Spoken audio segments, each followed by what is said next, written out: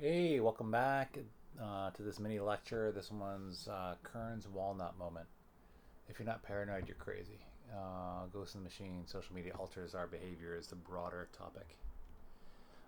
There's a background anecdote for Walter Kirn's story.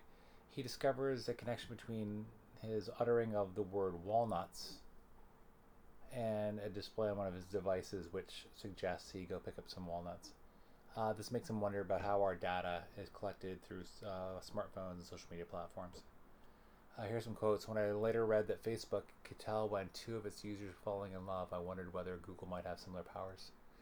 It struck me that the search engine might know more about my unconscious than I do, a possibility that would put it in a position not only to predict my behavior, but to manipulate it. Lose your privacy, lose your free will. A chilling thought. How much personal information do you think platforms have? Are you comfortable with this power? Um, Facebook could easily see by the intensity and frequency of our discussions with people what's going on, and it may know our unconscious better than we do, and when it compares to other people's profiles. Another quote: "Time alone in my car and observed and unmolested was sacred to me. An act of self-communion, and spoiling it for money I felt heretical. I shared this opinion with a friend. Yes, I did things in my car I wasn't proud of, and yes, I'd become a little paranoid. I'd have to be crazy not to be. Have you or we become paranoid online? What's the impact? Um, I'm sure some of you, if not all of you, have had moments where you said something and then you've seen it come up in your search engines or ads for social media platforms. If you're not a little bit paranoid about our machines listening to us and observing us, I think you are missing the boat. Google's data mines presumably exist merely to sell its products, but the government's models of our inner selves might be deployed to sell us stranger items, policies, programs, maybe even wars. So this is the question: why do corporations and governments need our data? Corporations need it to sell more advertising, make money off of us. Governments need it, to give us service, but maybe for more nefarious things.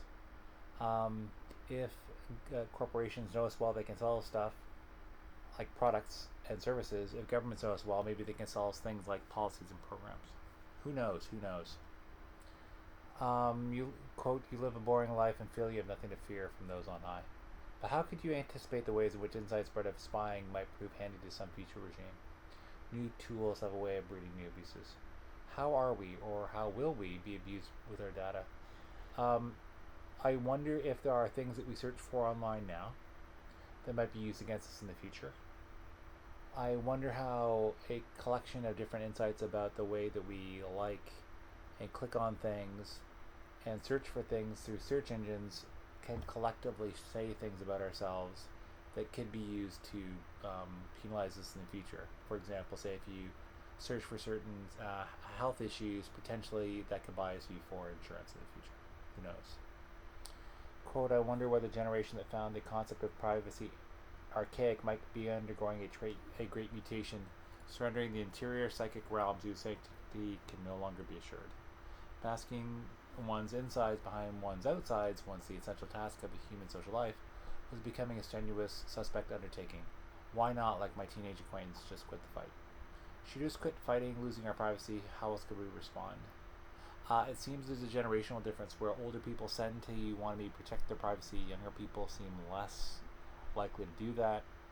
Um, if our data is being collected relentlessly by corporations, if our data is being collected relentlessly by governments, if our peers know all about us as well through our social media platforms, can we even fight for our own privacy? Does it make any sense? Is it a waste of our time?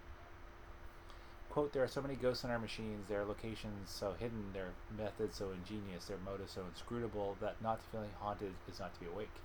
That's why paranoia, even in its extreme forms, no longer seems to be so much a disorder as a mode of cognition with an impressive track record of prescience." Do you feel paranoid online? Should you? As I said before, I noticed so many times I've said something or searched for something, and then that utterance or those search terms cascade down into different ads that are displayed for me. That I feel paranoid that corporations are collecting data to sell me things, or other third parties are doing the same thing, potentially governments, I do not feel paranoid. I feel like I'm understanding what's going on to me in the digital space. That was a sort of quick rendering of Kern's article on his Walnut moment. The article's titled, If You're Not Paranoid, You're Crazy. This is part of the bigger unit, Ghost in the Machine, Social Media Alters Our Behavior. Thanks for watching.